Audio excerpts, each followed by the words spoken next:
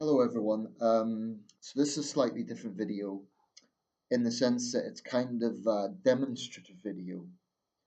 I want to talk about smoking in China.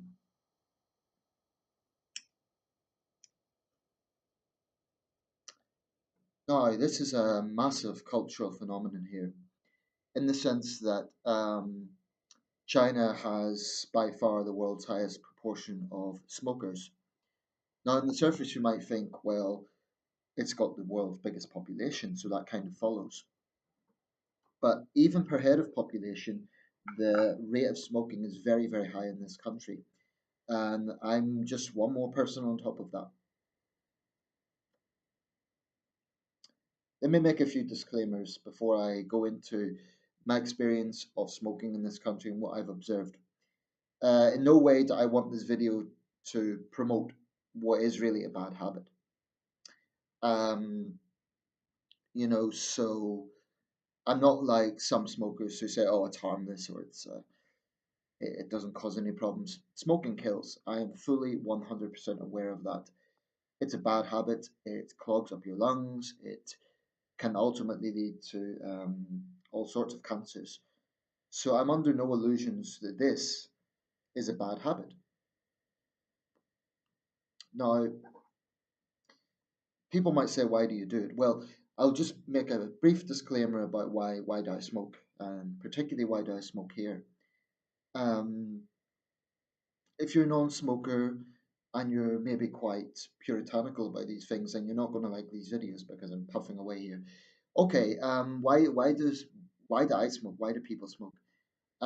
Without doubt, there are chemicals in the nicotine that have addictive qualities, and I'm under no illusions that is there. And that there's times I've felt like, oh, I need a packet, but I've also pushed myself. I've had whole days where I've went without any, so I wouldn't consider myself a particularly heavy smoker. I'd say I'm an average smoker. I average about one pack every 2 days. That's actually relatively light compared to some people. Um, in the UK, I'm an on-off smoker. I'll smoke on special occasions with my father, Christmas. And very occasionally I'll buy cigars. But there's a big difference here, and that's price.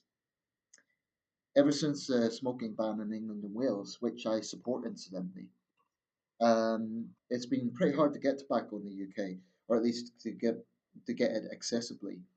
If you buy it in shops these days, they have a big shutter across, like in Tesco's, where you have to basically know the brand that you're looking for and order very specifically. And they're very strict about age, and it's pretty expensive.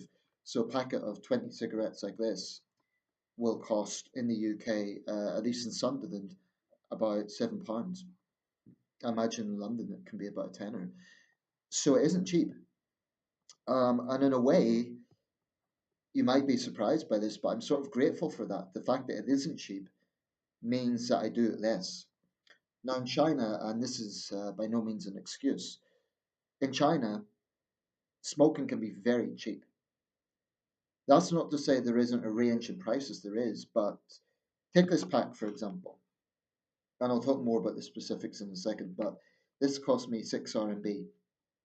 That is about 60 pence for my British viewers.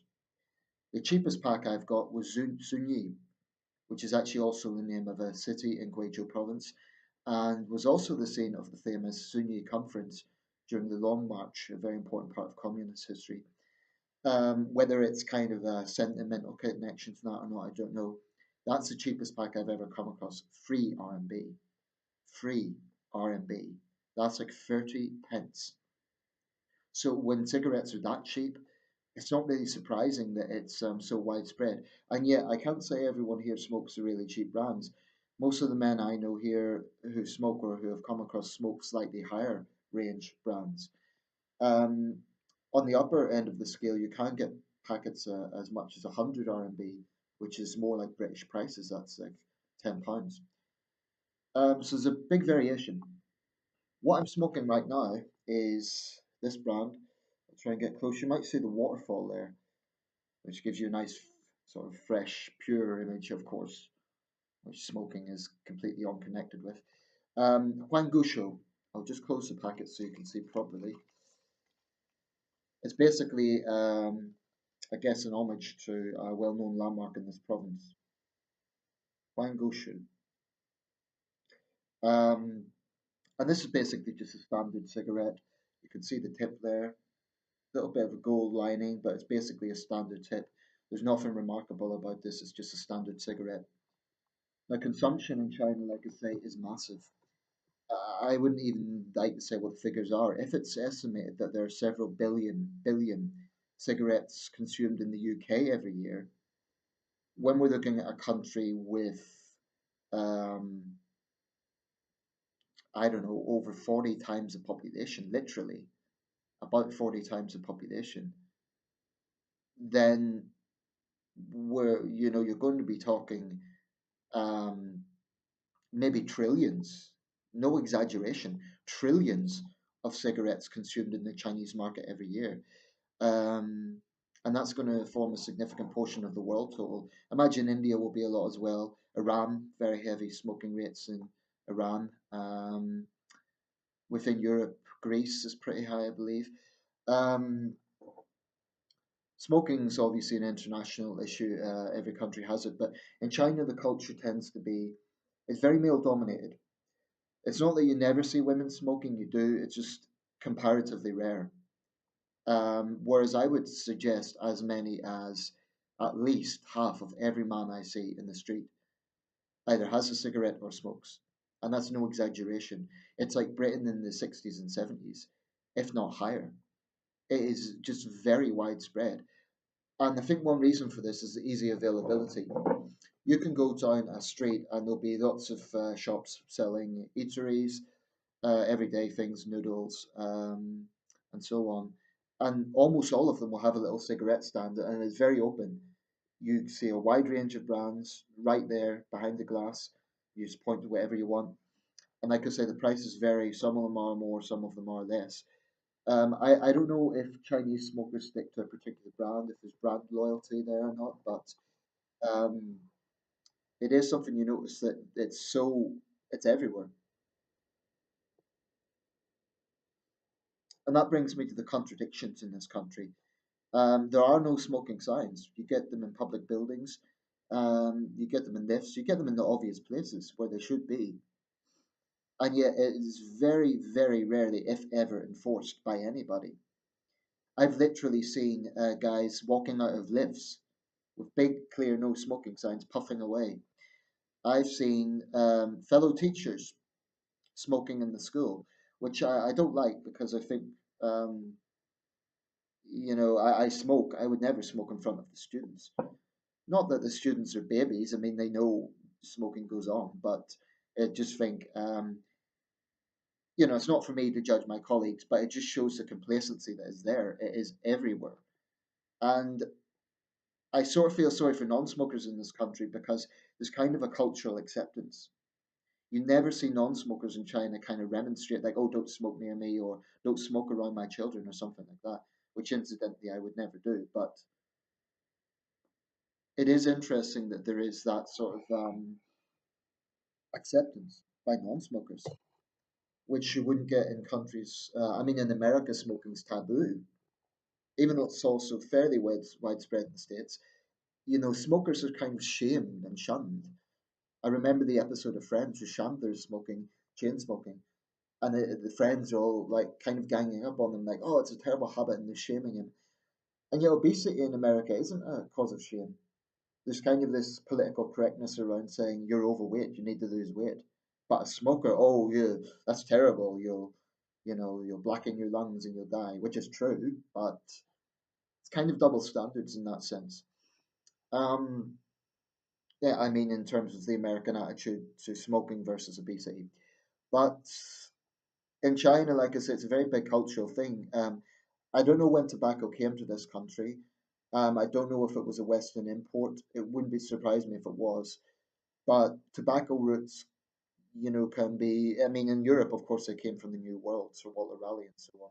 I'm not quite sure what the history of tobacco in China is, but it must be a very powerful industry because, um, I mean, some brands, for example, were favored by Chinese leaders. I believe Mao and others smoked Panda. or maybe Panda wasn't around in Miles' time, but I think there's a brand called Chunyi, which Miles smoked. So those are kind of seen as prestigious brands. I've seen Chunyi, I don't see anything remarkable about it, but anyway, that's it's just got the connection to leaders.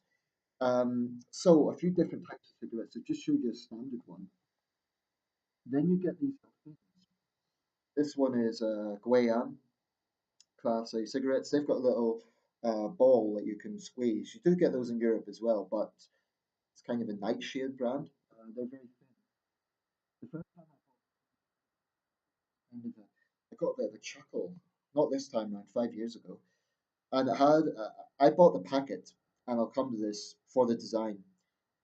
Might sound a bit childish, but it was an interesting design. It showed one of the four beauties of ancient China, which is kind of a Chinese uh, part of China's cultural heritage. There was four very beautiful women in Chinese history who were very influential, and this packet had one of the women. And the vendor kind of sniggered, and I thought, "What's that all about?" And I later found out that that pack had actually been designed for women, which, of course, in the West would be seen as almost sexist.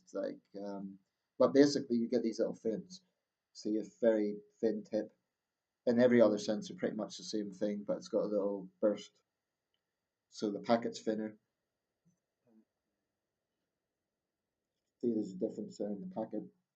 Now, about the packets, there is, my Chinese isn't great, but I assume that's a health warning. So you do get that, but they're relatively moderate. It's probably something like don't smoke too much, or smoking is bad for you, or don't smoke around children. They never would show graphic images of, cancer infested lungs or anything like that that you would get in the shock tactics in Australia, in the UK, and elsewhere.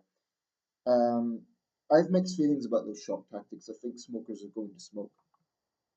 And the vast majority of smokers are well aware it's a bad habit. They're well aware it can cause death. So I'm not sure if that makes much of a difference. Although I do know that the smoking ban in England and Wales has significantly reduced the number of smokers. That's a good thing. It saves the NHS money.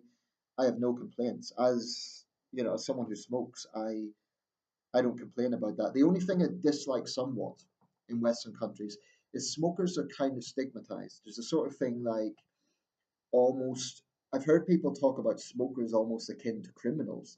I don't like that. I mean, I think smokers should be respectful. I think they shouldn't smoke around children. They should ask, out of politeness if they're around friends, do you mind if I smoke, etc.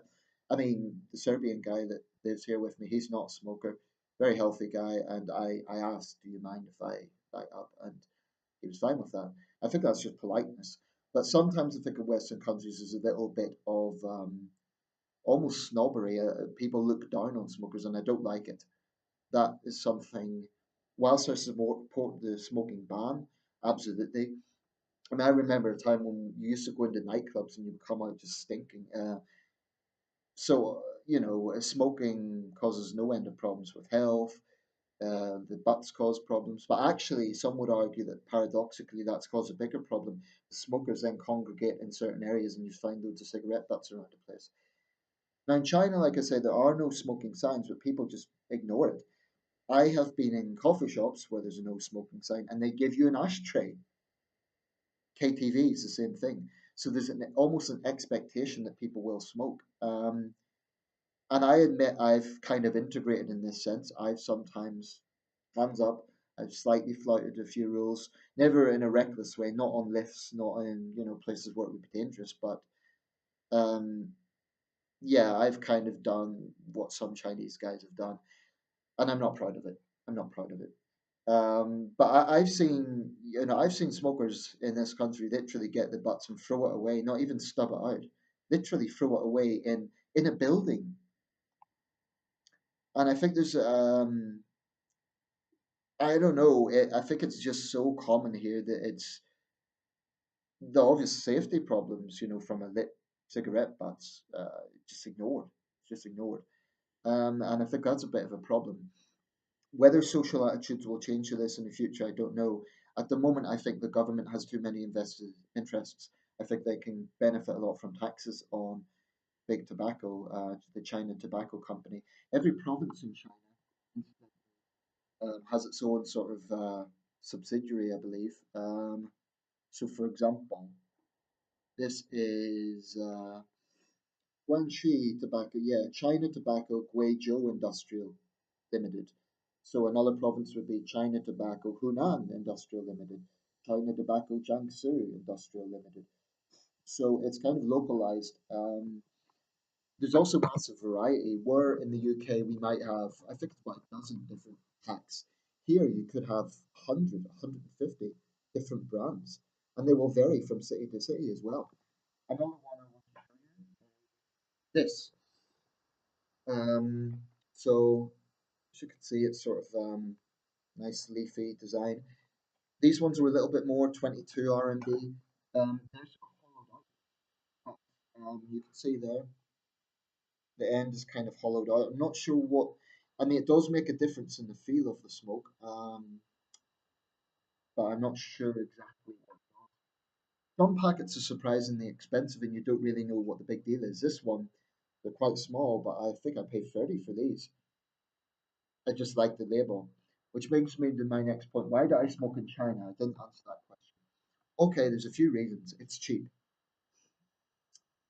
When I think about things, particularly deep, heavy issues, or just like to reflect on things, I just find that smoking relaxes me in a sense, or it's kind of therapeutic. Certainly, the nicotine, the chemicals in it is part of that. But for me, and I don't know if other smokers feel this way, but just the smoke itself is somehow relaxing. It has an effect, seeing the ripples and the. It's something that I think only smokers can understand, and I'm sure other smokers can relate to that. But another thing is I collect the packets. So I actually have this notebook, and I get all sorts of food products and so on in this. But I also get cigarette packets. And like I say, there's an enormous amount of individual designs. I mean, here are four red packeted cigarette brands alone, just red packets. See if I can find it. Bear with me a second.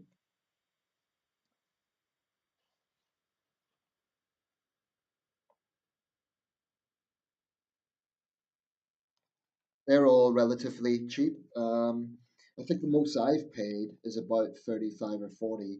I wouldn't pay 100. I'm not. Because part of the thing is that it is cheaper. So it would be kind of counterproductive to pay more when I could do that in the UK.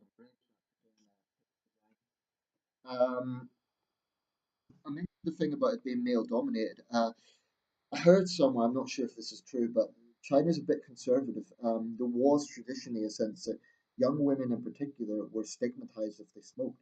They were seen as being prostitutes. Now, I think those attitudes are probably less today, but China's still quite a traditional society. Young women are expected to be ladylike, for want of a better term, and so smoking just isn't that common among women. It's very common among men. You can even be offered a cigarette in the middle of a dinner.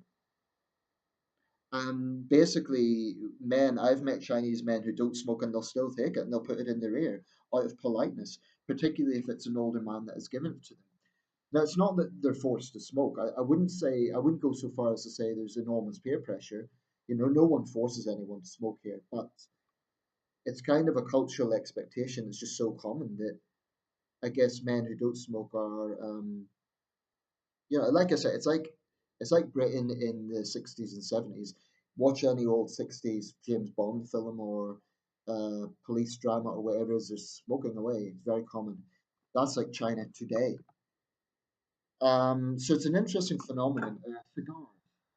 They do sell cigars, but they're relatively hard to get. This is one brand I got, Great Wall.